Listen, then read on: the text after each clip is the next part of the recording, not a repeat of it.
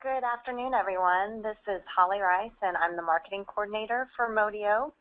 Thank you all for joining us for the first session in our MotioCI 3.0 webinar series called Achieve Quality BI with IBM Cognos Testing. In a moment, I'll hand over control to Adam Bono, one of our senior software engineers. But first, I just want to inform everyone that today's webinar will be recorded, and we will have a brief question and answer session following Adam's presentation. So please submit any questions in the GoToWebinar question pane during the presentation, and we'll get to those during the Q&A session.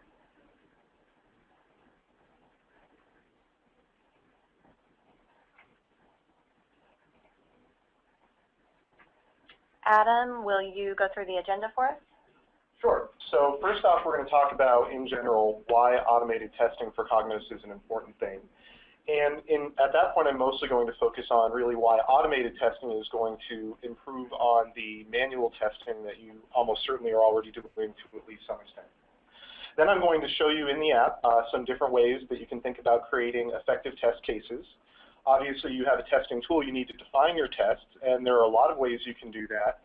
And when you put them all together, what you can get is, over time, an environment where the automated testing is covering really most of your needs and takes a lot of pressure off of your manual testers.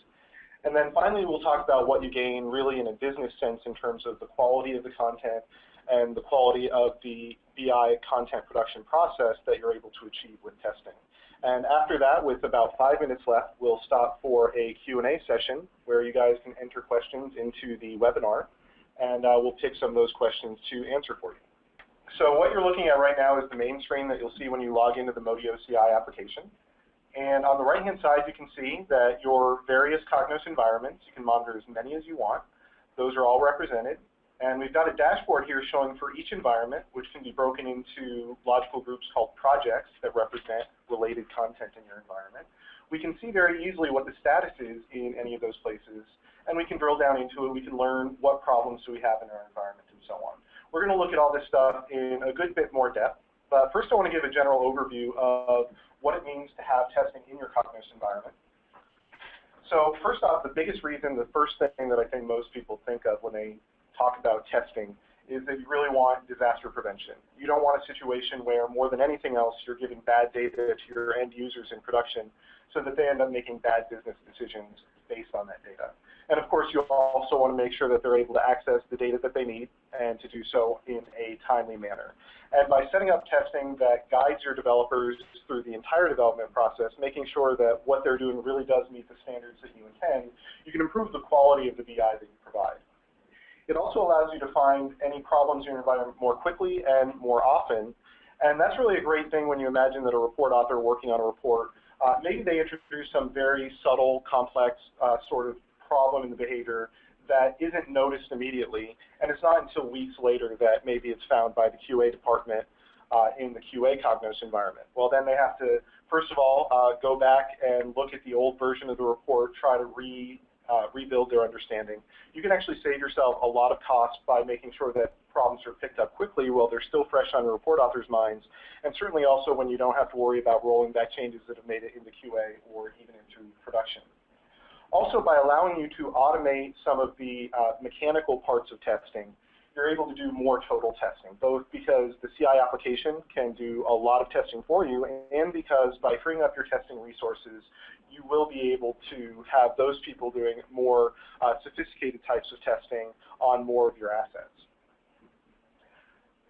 One thing that you obviously can't help but think of, too, is that doing manual QA is expensive.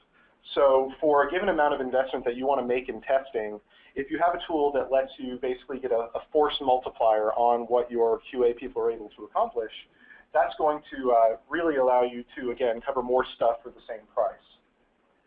Another problem, and this is something that we probably see in software development, is that it can be difficult to communicate in your requirements documents that you might send to your testers exactly what they should be looking for.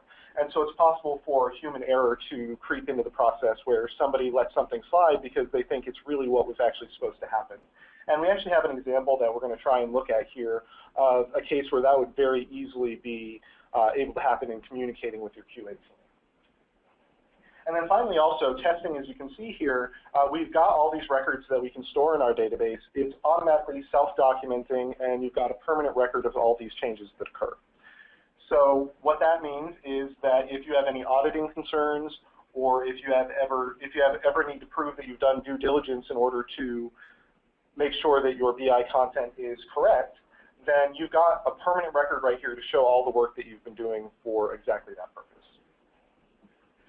So I've talked about what testing can do for you. Let's talk about how you do testing a little bit. And the first question is, how do you create all of these different test cases? So you can see here I've got, in this case, a couple hundred in this very small Cognos environment, a couple hundred test cases. And you've got to wonder where those things come from. Really very easy auto-generation tool that you can use on day one to start enforcing things like proven practices in your environment, and also to start establishing things like performance baselines so that you can see if your performance of various reports is degrading over time. And rather than just tell you how easy that is to get started with, I'm going to show you by adding a brand new project to my environment. And all I really need to do here is pick which of my packages I want to test. And in this case, let's say we actually provide you a package that consumes our database as a data source. I'm going to go ahead and choose that. And what our testing will do is it'll let you say which things you want to include in your testing from your Cognos environment, what sort of objects you actually want to execute as part of your testing. So do you want to run reports and queries, analyses, and active reports so that you can look at their performance and look at their data, make sure the data is coming out right. You can automatically pull in parameters from your Cognos environment, which really helps you to bootstrap again on day one, to where we can look at any saved outputs and any report views that you might have and pre-populate your environment with test cases that represent the scenarios that were used to run those those reports and save their outputs, or to create those report views. And you can generate all kinds of different output types as well. So different companies use HTML, PDF. I see a lot of Excel and CSV as well. You can easily say which output types you care about and set that up from the beginning. And finally, you come to where you can choose from all of the different assertions that we provide. And assertions are where the really interesting stuff happens in testing. All of this is about what are your expectations for your environment.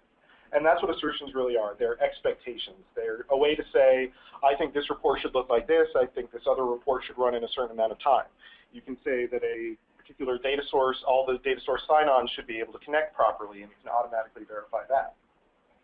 So in this wizard, you have actually all of our assertions that we provide you out of the box. All told, there's something like 40-something of them. And you can say to the testing process, go ahead and generate these anywhere I might need them. And just to give you an example of what you're getting here on day one in terms of proven practices, and I'll tell you, if this isn't something you're aware of, then just from hearing this, this may be justification enough for your time today. Many people don't realize when they first start out in report authoring, it's actually a bad thing to put the absolute image path into a report where you actually identify the server. Because what you'll typically do then is you'll put in the dev gateway into your image path, and it'll work fine. And you'll deploy it into your QA environment. It'll work fine there too. And then finally, you send the report on to production, and that's when it breaks because production is typically behind a firewall. Well, as a simple proven practice, we're able to say that you shouldn't have absolute image paths in your report. If you do want to allow image paths for some technical reason, you can do it. But out of the box, you're able to look at every single one of your reports and find out if anybody is violating this best practice.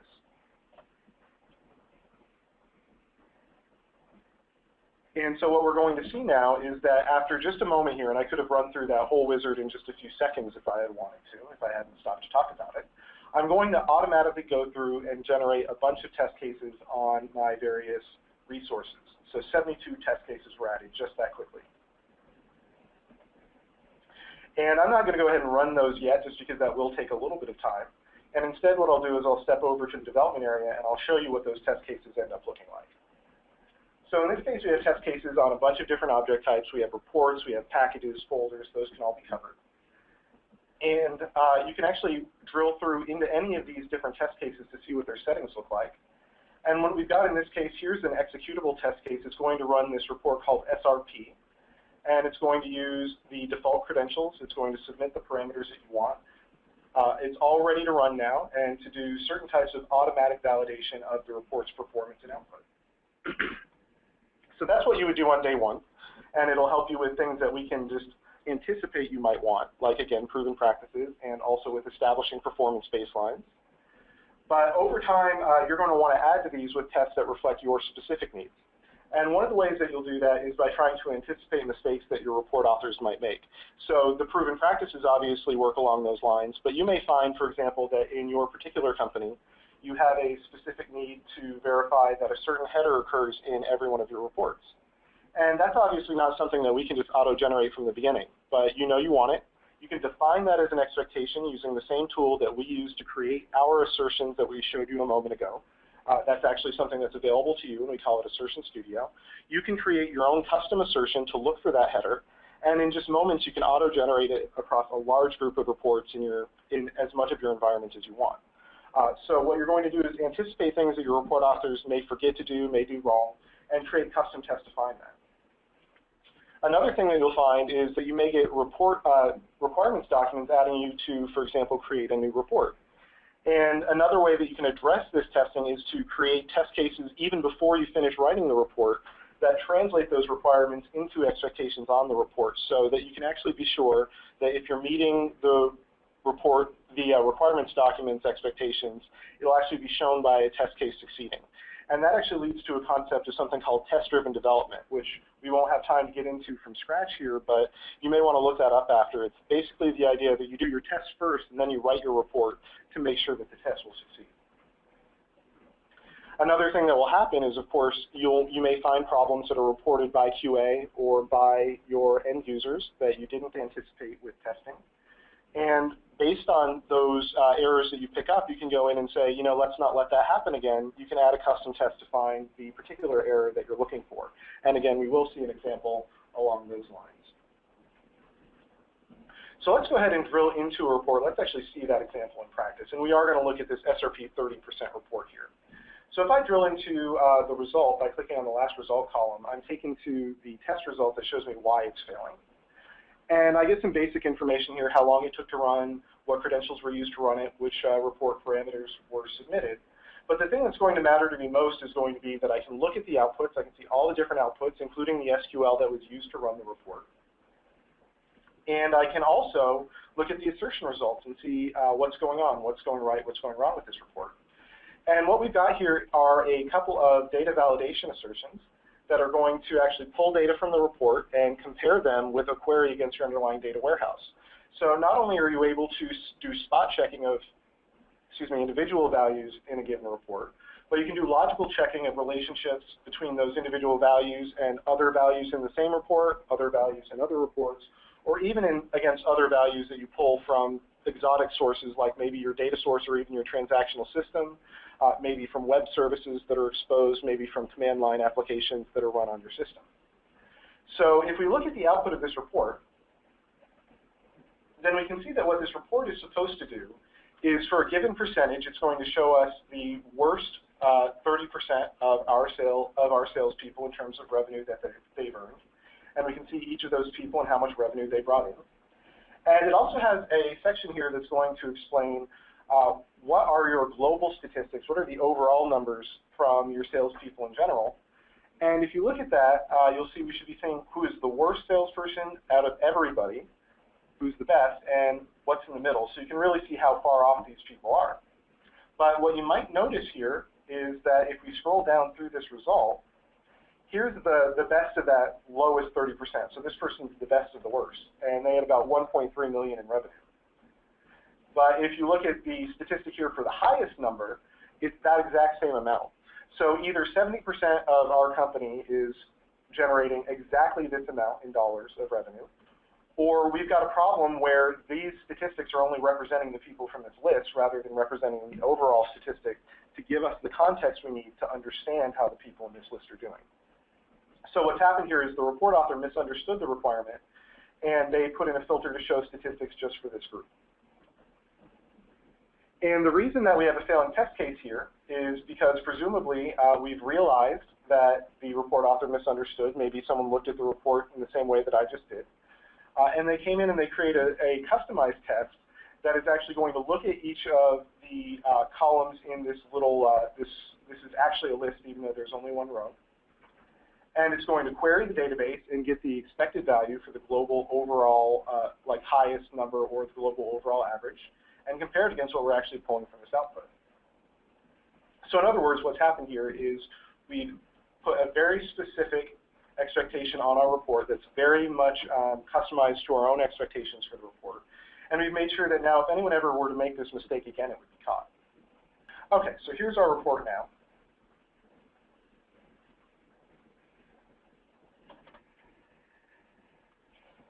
And what's going to happen is that we're going to see there's a couple of places where you can actually identify what's wrong with the report from within Report Studio. So as a report author, you can actually check your work as you go. So you see here that once I get a lock on this report, which is an optional feature we provide, I can see that there's a problem here because I see this little red dot at a glance tells me something is wrong with this report. I can again bring up the same information that we just saw where I can drill into the different tests and see what's going wrong. I can fix my problems. In this case, there's both a absolute image path here that I want to fix. And more importantly, there's a problem with the filter that's being applied to that table that should not be. So once I fix my problem, I could normally just save my work, but instead what I'm going to do, I'm going to use our check-in functionality so that I can check it in and automatically rerun all of my test cases. And I can see what's happening if I fix the problems with this report or not. So in other words, when I talked earlier about the ability to pick up on the things that your report authors are doing on a timely basis, this is as timely as you can possibly get. Where a report author, if they try to fix a problem and they do something wrong and either do not fix the problem or they introduce a new issue with it, then that's actually going to be picked up for you right away, and before they even leave Report Studio, they can know about it.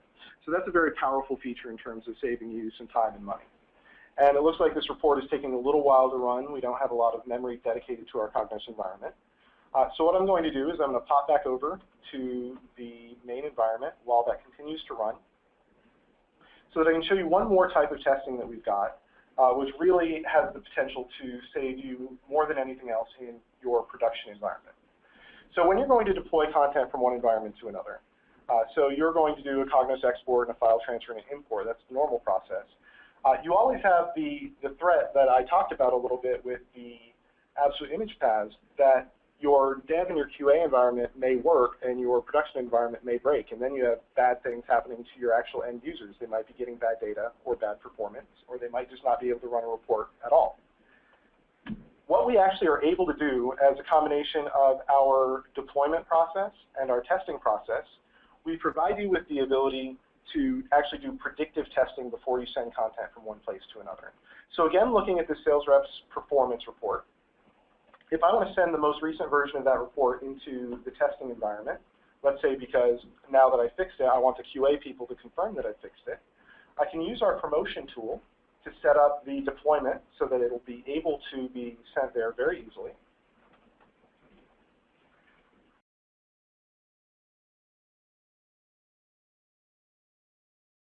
Impact analysis will allow you to, before you do a promotion, to actually run your content in the target environment in a safe place, set up to run just the way it will if you do the deployment, and to test it and to see if that deployment will give you the expected results.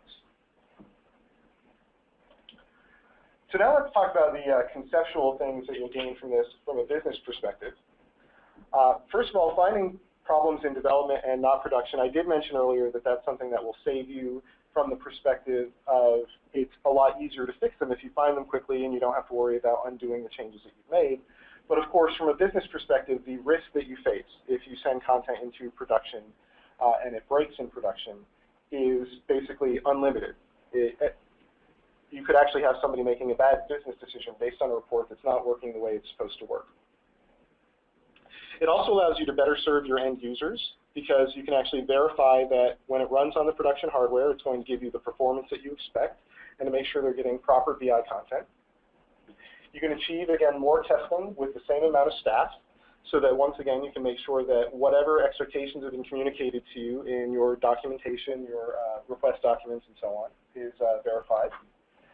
And also, and unfortunately, it seems like it's not working properly on the current demo server, not set up properly, you have very good synergy with our deployment tool where before you actually do a release, you can proactively test it to make sure that it's going to work as you expect.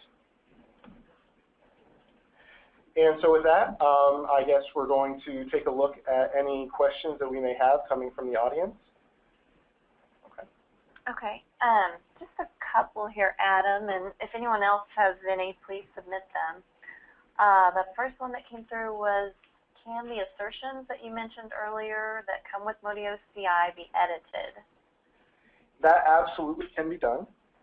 And actually, a really good example of how MotioCI can work out well in practice is just yesterday I was on a call with a customer doing a POC, and they had a requirement that we hadn't personally anticipated, but which we are very likely to add into the product, where they wanted to be able to look at a report, and they wanted to be able to see any SQL queries that are manually added into the report. They wanted to be able to see the data sources for them.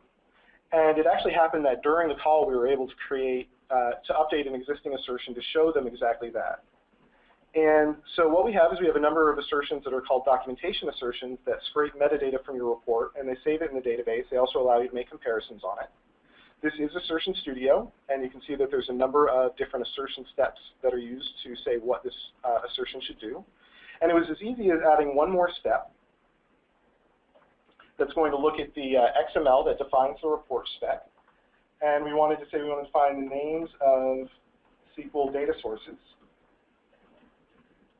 And all it took to do to add at least that ability to see the names of these data sources was just to come in and put in a couple of simple XPath expressions.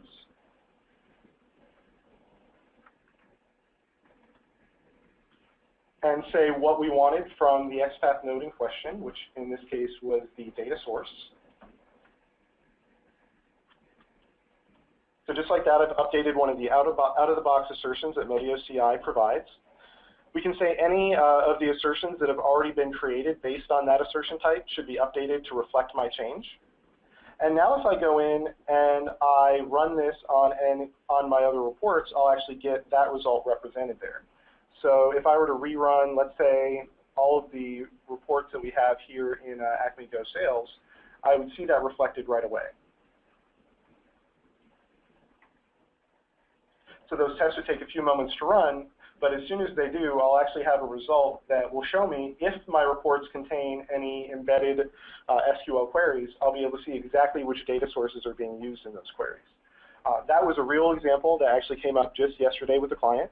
And the most important thing to take away from it is that in addition to the great variety we give you to begin with, you can customize the behavior of our 40-plus assertions yourselves, and you can create brand new assertions from scratch on the fly, and sometimes it really does take only a few moments to do.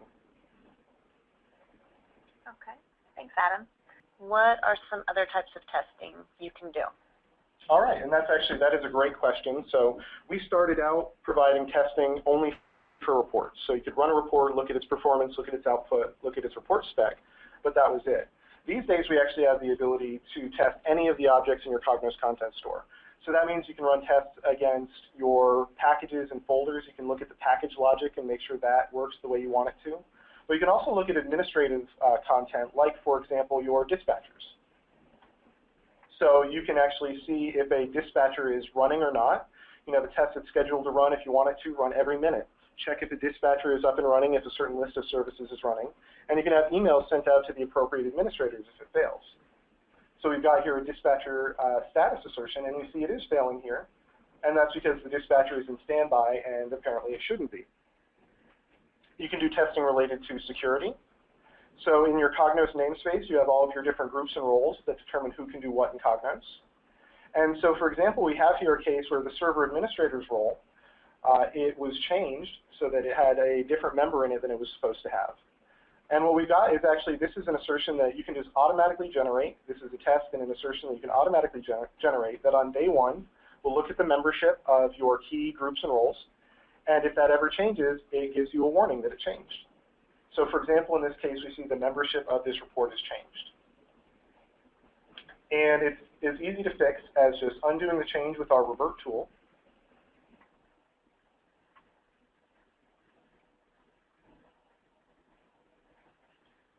So it's very easy to recover from problems once you do find them. and then rerunning the test to make sure that you actually did set the membership property back to where it was supposed to be. And that test will take just a moment to run.